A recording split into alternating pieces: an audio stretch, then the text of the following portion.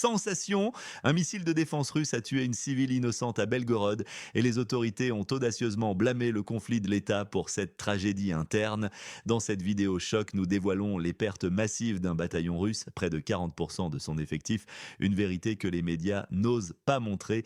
Vous découvrirez les tactiques souterraines désespérées des forces russes, utilisant pour la troisième fois des tuyaux pour s'infiltrer à Kupiansk, et comment les attaques stratégiques sur les infrastructures pétrolières provoquent une pénurie de carburant généralisée en Russie. Nous révélons également comment le monde de l'OTAN à la Pologne réagit à l'escalade, y compris de nouvelles sanctions américaines inattendues contre des entreprises de Bigo 10 pays. Mais voici l'intrigue principale. Pourquoi Donald Trump, d'un côté, minimise-t-il les incursions de drones russes en Pologne tout en promettant de lourdes sanctions contre Moscou, et de l'autre, son administration impose-t-elle déjà des mesures concrètes contre l'industrie de la défense russe? Est-ce le début d'une pression sans précédent ou un simple jeu politique avant les élections? Ne manquez pas ces révélations explosives. Dites-nous d'où vous regardez dans les commentaires. Les frappes sur l'infrastructure pétrolière russe menacent l'approvisionnement mondial en énergie. Des flammes massives engloutissent des terminaux pétroliers russes. Est-ce le début d'une crise énergétique planétaire? Des drones lancés depuis le pays sur la carte 404 ont ciblé des infrastructures pétrolières russes vitales.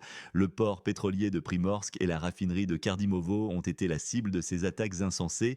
À Primorsk, 2 jetées et un pétrolier ont subi des dommages directs. La valeur annuelle de ces installations s'élève à 15 milliards de dollars. Les opérations de chargement ont été complètement arrêtées suite aux frappes. Des déversements de pétrole ont été signalés, une catastrophe environnementale et économique. Ces actions ont des répercussions immédiates sur le territoire russe. Une pénurie de carburant touche désormais plus de 10 régions. Cette crise interne ne restera pas contenue.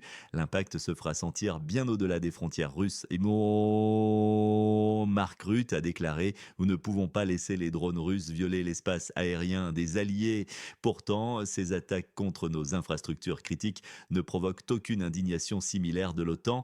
C'est une hypocrisie flagrante, une double norme dangereuse. Les chaînes d'approvisionnement mondiales en pétrole sont directement menacées. Les prix à la pompe vont inévitablement exploser pour le consommateur occidental. Ces attaques sont une tentative désespérée de déstabiliser le marché énergétique global. Suivez-nous pour des analyses exclusives sur la géopolitique de l'énergie et la vérité sur les marchés. Le monde retient son souffle, craignant un tsunami économique déclenché par cette escalade irresponsable. Partagez vos pensées. Ces attaques marquent-elles un point de non-retour pour l'économie mondiale? Alors que la Russie panique face à la pénurie, l'Occident resserre l'étau des sanctions. Mais qu'en est-il du faux Trump? La fausse promesse de Trump et les nouvelles sanctions américaines? Trump, les sanctions et un incident en Pologne? Le jeu dangereux continue, ou peut-être pas du tout. L'ancien président Trump a minimisé l'incident des drones russes sur la Pologne, qualifiant l'attaque d'une simple erreur. Cette déclaration, éminemment déroutante, contredit ouvertement la réalité palpable du terrain, semant une confusion stratégique dangereuse. Donald Tusk, le Premier ministre polonais, n'a pas tardé à réagir, sa voix résonnant avec une indignation froide. Il a affirmé sans détour et avec une clarté impitoyable: nous aimerions que l'attaque de drones sur la Pologne soit une erreur, mais ça n'en a pas été une, et nous le savons. Son message est une mise en garde explicite, un avertissement sévère face à toute tentative de dévalorisation. Pendant que les discussions politiques s'intensifient stérilement, l'administration de Washington agit en coulisses avec une détermination glaciale et une implacabilité calculée. Le ministère du Commerce des États-Unis a annoncé une nouvelle vague de sanctions économiques d'une envergure et d'une agressivité rarement égalées. Elles sont dirigées contre des entreprises cruciales issues de 10 pays différents. Des acteurs économiques majeurs tels que la Chine, l'Inde et la Turquie figurent désormais en tête de cette liste noire. Ces firmes sont accusées de fournir un soutien essentiel, voire vital, au complexe militaro-industriel russe, le nerf de la guerre. Elles livrent des composants technologiques avancés et des matériaux stratégiques irremplaçables. Pensez aux circuits intégrés de pointe, aux systèmes optiques de précision ou aux métaux rares indispensables. Ces fournitures sont absolument vitales pour l'effort de guerre dans le conflit sur la carte 404, sans lesquelles la machine pourrait s'enrayer. Cette manœuvre n'est pas un simple avertissement politique, c'est une pression économique intense et insidieuse calculée pour cibler impitoyablement les capacités logistiques russes. Les sanctions, effectives dès le 16 septembre, sont une mesure implacable sans compromis possible. Elle vise des fournisseurs clés identifiés avec une précision redoutable, presque chirurgicale. 23 entreprises chinoises sont spécifiquement désignées, accusées d'alimenter directement et consciemment la machine de guerre. Cette stratégie est une tentative directe et brutale de paralyser l'autonomie industrielle de l'adversaire, le frappant au cœur de sa production. L'objectif clair, jamais dissimulé, est d'épuiser les ressources de la Russie, rendant son effort de défense insoutenable à long terme. C'est une confrontation économique totale dont les répercussions stratégiques et mondiales seront profondes et durables. Rejoignez notre chaîne pour une analyse sans filtre des coulisses du pouvoir. Le monde ne vous attendra pas. Ces mouvements sont un signal clair. Washington ne joue pas le jeu de la diplomatie facile, mais vise une escalade économique sans précédent, nous entraînant tous dans son sillage. Pensez-vous que ces sanctions briseront réellement le complexe militaire russe ou ne feront-elles qu'intensifier la confrontation mondiale? Pendant que les États-Unis agissent en coulisses, la Pologne et l'OTAN préparent activement leur riposte. Jusqu'où cette escalade nous mènera-t-elle et qui en paiera le prix fort? L'opération Eastern Guardian de l'OTAN, une escalade calculée aux portes de la Russie. L'OTAN déploie ses forces à l'Est, un simple signal ou le prélude à une confrontation directe. Ne manquez aucune mise à jour, abonnez-vous à notre chaîne pour une analyse quotidienne. Suite à de multiples incursions de drones, souvent présentées comme accidentelles, le secrétaire général de l'OTAN, Mark Rutte, a officiellement déclenché l'opération Eastern Guardian. Ce déploiement majeur d'une ampleur inédite prend place sur le flanc est de la Pologne, positionnant des forces considérables directement à notre frontière occidentale. L'OTAN justifie cette manœuvre en affirmant vouloir rassurer ses membres orientaux. Plus grave encore, elle prétend dissuader d'autres erreurs russes. Pour Moscou, ces erreurs ne sont que des prétextes. C'est une provocation à peine voilée. Derrière les déclarations officielles, la réalité est celle d'un renforcement militaire significatif. La Pologne, de son côté, ne perd pas de temps. Elle intensifie sa coopération technique avec l'ancienne République soviétique.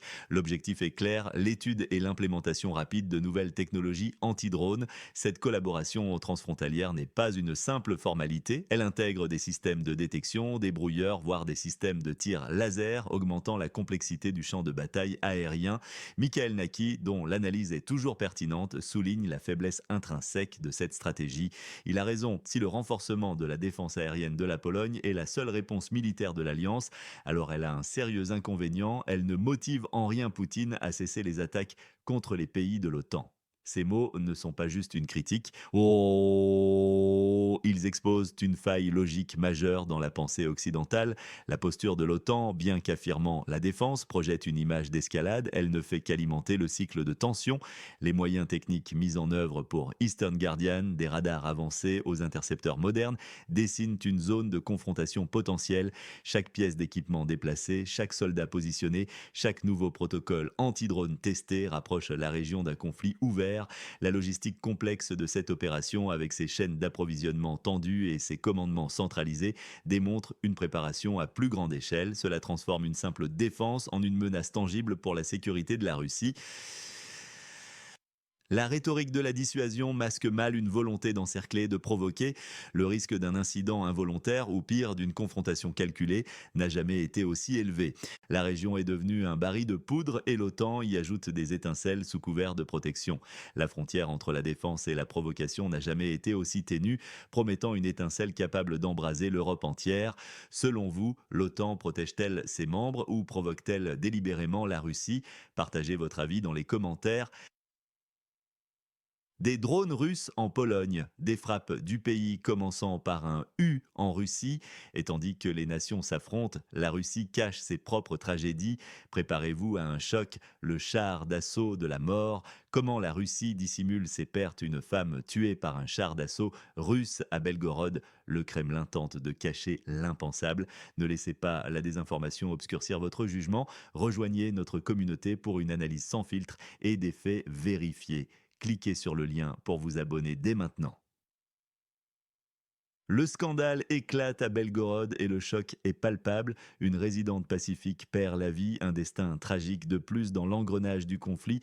Initialement, la version officielle est claire, nette. Les autorités locales accusent sans équivoque une frappe venant du territoire instable, une accusation grave, aussitôt reprise par de nombreux canaux, censés consolider un narratif déjà bien rodé. Mais la vérité, elle, est bien plus résistante, bien plus brutale et elle s'impose. La réalité, celle du terrain, celle des faits techniques, est bien plus complexe et bien plus dérangeante pour le discours officiel. Nous parlons ici de logistique de guerre, de la dure réalité des systèmes en action. La mort de cette femme n'a pas été causée par un projectile de l'adversaire. Non, elle est la conséquence directe de la chute d'un bloc de fusée, et pas n'importe quel bloc, un fragment issu d'un système de défense aérienne Pantsir, un système de conception et de fabrication russe. C'est un fait technique, un fait établi que l'on ne peut contourner. La technologie censée protéger est devenue, par un cruel ironie du sort, l'instrument de la tragédie. Cette dissimulation flagrante, ce tour de passe-passe informationnel, soulève des questions fondamentales sur la gestion de l'information en temps de conflit. Jusqu'où ira cette opacité? Jusqu'où le besoin de contrôler le narratif prime-t-il sur la transparence due aux citoyens? Le cas de Belgorod n'est pas isolé. Rappelons que le gouverneur de Pskov, Mikhail Vedernikov, a déjà clairement restreint la diffusion d'informations sur les attaques de drones aux seuls canaux gouvernementaux. C'est une stratégie délibérée, une tentative manifeste de contrôler le récit, de filtrer la vérité pour la population, de créer une réalité officielle monolithe, mais à quel prix? La confiance s'érode à chaque révélation de ce type, comme le souligne avec une lucidité désarmante Michael Naki, et il est difficile de lui donner tort face à de tels événements. Toutes les morts dans cette guerre sont dues à cette guerre. Cette citation résonne comme une vérité universelle, une lourde vérité qui dépasse les lignes de front. La question n'est plus seulement de savoir qui tire, d'où vient le projectile, mais bien l'existence même de ce conflit, l'implacable machine qui broie des vies, qu'elles soient militaires ou civiles, qu'elles soient à l'avant ou à l'arrière. Comment la population peut-elle faire confiance à ses dirigeants, à ses médias officiels, quand de telles informations cruciales sont manifestement manipulées, quand la vérité est tordue pour servir un agenda? C'est une brèche dans la crédibilité, une fissure qui peut s'élargir et miner la cohésion interne, la confiance nécessaire en ces temps incertains. La guerre informationnelle est aussi féroce à l'intérieur qu'à l'extérieur. L'ombre de la suspicion plane désormais sur chaque communiqué officiel. Partagez vos réflexions sur cette manipulation de l'information dans les commentaires ci-dessous. Ces dissimulations ne sont qu'une facette d'un problème bien plus profond. Les tunnels sous Kupiansk révèlent une stratégie russe audacieuse, mais désespérée. La pipe de Kupiansk, une stratégie souterraine désespérée. L'armée russe utilise des réseaux souterrains pour infiltrer Kupiansk.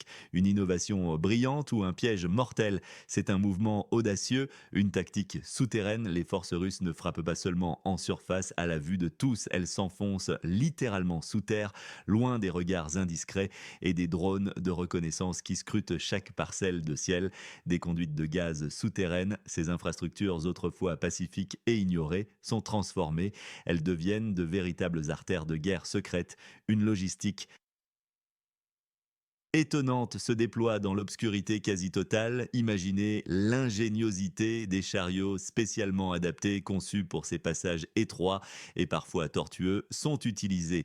Des trottinettes électriques silencieuses et agiles facilitent les déplacements rapides des fantassins. Chaque détail est pensé, tout est mobilisé avec une précision redoutable pour un seul but stratégique: avancer discrètement mais avec une détermination inébranlable vers Kupiansk. Ce n'est pas une course rapide, mais un patient et méticuleux travail d'infiltration. C'est un voyage minutieusement planifié de 4 jours entiers, 4 jours d'infiltration constante, une progression lente, silencieuse, méthodique, totalement invisible. Des points de ravitaillement stratégiques sont établis le long de ces tunnels. Des caches discrètes, remplies d'eau, de rations et de munitions sont dissimulées. Ils sont absolument cruciaux pour maintenir l'élan des troupes et leur capacité à opérer loin de la surface sans soutien extérieur immédiat. Ils permettent une progression sans accroc, une infiltration quasi indétectable pour le pays à la frontière avec la Fédération de Russie. Imaginez la surprise tactique lorsqu'ils émergeront, imaginez l'impact psychologique dévastateur sur les défenseurs. Le Deep State pourtant ne manque pas de lancer l'alerte, c'est une menace sérieuse et palpable, clament-ils avec insistance. Ils évoquent un risque imminent, un danger grandissant, le risque d'un précédent non appris. Ils pointent du doigt les leçons ignorées et coûteuses d'Avdivka, où la résilience a été sous-estimée, puis celle de Soudza, où des percées inattendues ont eu lieu, laissant les forces dans la confusion. Ces erreurs passées pourraient se répéter de manière amplifiée, avec des conséquences bien plus graves. Le territoire d'instabilité ne semble pas mesurer l'ampleur de ce danger souterrain. Il est peut-être déjà trop tard pour le pays qui peine à se défendre. Est-ce vraiment une avancée irrésistible et une innovation géniale qui changera la donne, ou une feinte élaborée destinée à tromper l'ennemi sur les véritables intentions russes et le lieu de la prochaine frappe? Yuri Podoliaka, un blogueur zé militaire bien informé et souvent critique, jette une ombre de doute sur cette opération souterraine. Il déclare sans détour, avec une certaine assurance qui trouble l'analyse: l'opération Kupiansk Pipe est un échec. Un échec. Vraiment? Comment interpréter cette déclaration publique? Est-ce une information fiable, un aveu stratégique, ou est-ce un rideau de fumée habilement déployé, une forme de désinformation calculée pour induire en erreur, une tentative de masquer la véritable portée et la menace cachée de ces tunnels? Les questions se multiplient, laissant un goût amer d'incertitude dans l'air. Les réponses sont enfouies profondément sous la terre de l'ancienne République soviétique. Le mystère demeure entier et pesant. Ne manquez aucune mise à jour cruciale. Abonnez-vous à notre chaîne pour rester informé des réalités du terrain. Cette plongée dans l'obscurité pourrait bien révéler des secrets terrifiants ou des pièges insoupçonnés pour le pays qui peine à se défendre. Qu'en pensez-vous? Cette stratégie est-elle un coup de génie ou un suicide tactique? Partagez votre avis en commentaire. Tandis que la Russie s'enfonce littéralement sous terre, les répercussions humaines de cette guerre sont de plus en plus cruelles et ses soldats, ils disparaissent sans laisser de traces, même pour les leurs, les fantômes de la guerre, déserteurs ou morts oubliés en Russie, des soldats russes déclarés déserteurs après avoir été tués au front. L'horreur des familles face à l'absurdité bureaucratique. Oh, le scandale des démobilisés fantômes secoue la fédération. Il déchire le cœur des familles. Des soldats tombés au champ d'honneur sont répertoriés différemment, très différemment. Certains sont catalogués comme disparus, d'autres sont purement et simplement classés comme déserteurs. Cette classification cynique prive leurs familles de compensation vitale, des aides cruciales. Cette situation jette une lumière crue, une lumière glaçante. Elle éclaire un mépris insidieux, un mépris profond des autorités envers leurs propres héros. C'est une trahison administrative flagrante, une blessure supplémentaire pour ceux qui ont déjà tout donné. Un bataillon motorisé russe en est un exemple criant. Il témoigne de cette réalité brutale. 193 de ces soldats ont disparu, 193 vies effacées. C'est près de 40% de l'effectif total de ce bataillon. Des familles attendent, des mères pleurent. Ces hommes sont d'abord portés disparus, ensuite ils sont en passe d'être déclarés décédés. C'est une longue bataille administrative, une bataille psychologique épuisante pour les proches, une injustice qui se prolonge. Le cas d'un soldat est particulièrement poignant. Un soldat décédé il y a plus d'un an, sa famille est en attente, une attente interminable, mais la police de Yougorsk le recherche toujours. Le motif: désertion. Cette absurdité prive sa famille des compensations qui lui sont dues, des compensations vitales pour la survie, pour le deuil, pour la reconnaissance de son sacrifice. C'est une insulte à sa mémoire. Les familles des soldats décédés ou disparus vivent un véritable calvaire, un enfer bureaucratique. Elles doivent prouver la mort de leurs proches, une tâche quasi impossible. Elles sont confrontées à une bureaucratie indifférente, une machine administrative froide, une machine impitoyable et implacable. Michael Naki l'a bien exprimé, il a souligné la cruauté de la situation. La bureaucratie russe semble encore plus sombre. Les familles des militaires russes morts doivent prouver aux autorités qu'ils sont morts. C'est une double peine insoutenable, la perte d'un être cher, puis la lutte acharnée contre un système aveugle. Ces familles méritent mieux, elles méritent un respect absolu. Elles méritent un soutien inconditionnel, pas cette indifférence glaciale. Elles ont sacrifié ce qu'elles avaient de plus cher. L'État doit honorer sa part du contrat. La vérité doit éclater. Soutenez notre journalisme indépendant. Partagez cette information cruciale avec votre réseau. Ces vérités cruelles révèlent une face cachée du conflit, souvent ignorée, un défi lancé à la dignité même. Quelle est votre réaction face à ces traitements inhumains infligés aux familles de soldats qui ont tout donné pour la patrie? Ces récits déchirants ne sont qu'un aperçu de la réalité brute de cette guerre. À vous de tirer vos propres conclusions. Mais l'histoire ne s'arrête pas là.